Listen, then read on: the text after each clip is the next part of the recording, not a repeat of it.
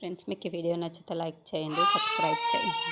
సంధ్య ఇంట్లో నుండి లేచిపోతూ ఉంటుంది. ఇంతలో వియ్యంకుల వాళ్ళ ఇంటికి వచ్చి, ఏంటి మీ పాప లేచిపోయిందంట కదా, ఇంటి ముందు ఆ బోర్డు పెట్టి మరి ఇంట్లో కూర్చొని ఎడవండి, ఇక ఈ సంబంధం చేసుకోవడమే మేము తప్పు అని చెప్పేసి అంటాడు. ఇంతలో అక్కడున్న వాళ్ళ వియ్యంకురాళ్ళు కూడా, ఏంటమ్మా నీ చెల్లి గుణవంతురాలు, సంస్కారవంతురాలు అన్నీ తెలిసిన ఆమె అని చెప్పావు కదా, ఏంటమ్మా అంటగట్టావు, ఇప్పుడు నీ చెల్లి ఏం చేసిందో ఎంత గుణవంతురాలో మాకు ఇప్పుడు తెలుస్తుంది బాగా అని చెప్పేసి అంటుంటారు. ఆ మాటలు వినగానే అక్కడున్న సత్య ఇంట్లో ఉన్న వాళ్ళందరూ అయితే చాలా బాధపడుతూ ఉంటారు. ఇంతలో అక్కడ ఉన్న వాళ్ళందరూ అయితే, ఇలాంటి సంబంధం మేము చేసుకోవడం చాలా తప్పు అని చెప్పేసి అక్కడ నుండి వెళ్ళిపోతారు.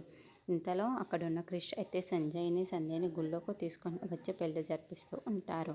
అక్కడున్న సంజయ్కి తాళి కట్ట నాయనా అని చెప్పేసి పంతులు గారు ఆ తాళిని ఇస్తూ ఉంటారు.